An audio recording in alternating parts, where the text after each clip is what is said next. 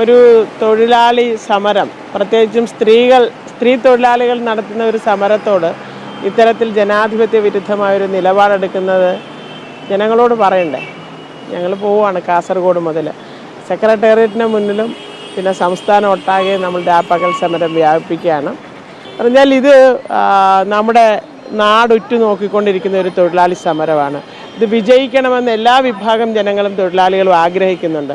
അപ്പോൾ അത് ആ തരത്തിലേക്ക് ഉയർത്തിക്കൊണ്ട് വരിക എന്നുള്ളത് ചരിത്രപരമായി ഞങ്ങളിൽ അർപ്പിതമായിരിക്കുന്ന ഒരു കർത്തവ്യമാണ്. അത് ഏറ്റെടുത്തിട്ടുണ്ട്. പറയുന്നതാണ് 4ാം വാർഷികാഘോഷം നടക്കുകയാണ്, ആ സമയത്താണ് സമരം ചെയ്യുന്ന നിങ്ങൾ. നമ്മളൊരു ഈ സമരം സെറ്റിൽ ചെയ്യുന്നതിന് വേണ്ടിയിട്ട് ഒരു ചെറിയ തുക താൽക്കാലികമായി വർദ്ധിപ്പിച്ചുകൊണ്ട് ഈ സമരം സെറ്റിൽ ചെയ്യണമെന്ന് ആവശ്യപ്പെടുമ്പോൾ അതിന് സാമ്പത്തികമില്ല എന്ന് പറയുന്ന ആളുകൾക്ക് വളരെ പെട്ടെന്ന് ഇത്രയും വലിയ തുകയൊക്കെ ചിലവാക്കി ഈ ആഘോഷം നടത്താൻ കഴിയുന്നുണ്ടല്ലോ. ഈ പണമെന്ന് പറയുന്നത് സാധാരണക്കാരൻ നികുതി കൊടുക്കുന്ന പണമാണ്.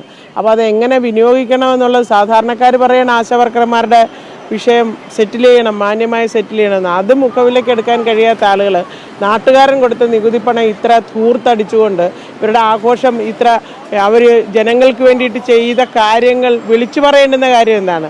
ജനങ്ങൾക്ക് വേണ്ടിയിട്ട് ചെയ്തിട്ടുണ്ടെങ്കിൽ ജനങ്ങൾക്ക് അത് അനുഭവപ്പെടും. അപ്പോൾ അവന് ബോധ്യപ്പെടും ഈ സർക്കാർ ഞങ്ങളുടെ സർക്കാരാണെന്നല്ലേ. വിളിച്ചു പറയേണ്ട ഒരു കാര്യവുമില്ല.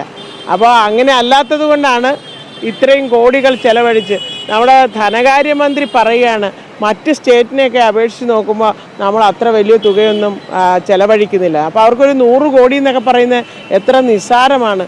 ഈ ആശാവർക്കർമാർക്ക് ഒരു 3000 രൂപ വെച്ച് താൽക്കാലികമായി വർദ്ധിപ്പിച്ച് 1 വർഷം കൊടുക്കണമെങ്കിൽ 92 കോടി രൂപ മതി. അപ്പോൾ അവർക്കത് വലിയ തുകയാണ്, സാമ്പത്തികം പാകപ്പാട് പ്രശ്നമാകും. പക്ഷേ ഇത്രയും തുക ഇത്തരം ഒരു ആഘോഷത്തിന് വേണ്ടിയിട്ട് ചെലവഴിക്കുമ്പോൾ അതൊരു വലിയ തുകയല്ല. മറ്റൊന്ന്, ഇന്ത്യയിലെ ആകെ ഇടതുപക്ഷം ഭരിക്കുന്ന സ്റ്റേറ്റാണ്. അവർ തുലനം ചെയ്യുന്നത് എപ്പോഴും മറ്റ് വലതുപക്ഷ BJP ഭരിക്കുന്ന, കോൺഗ്രസ് ഭരിക്കുന്ന സംസ്ഥാനങ്ങളോടാണ് തുലനം ചെയ്യുന്നത്. ഇവർക്കൊരു സാമാന്യ ഒരു ബോധമില്ലാതെയാണ് ഇത്തരം കാര്യങ്ങളൊക്കെ പറയുന്നത്.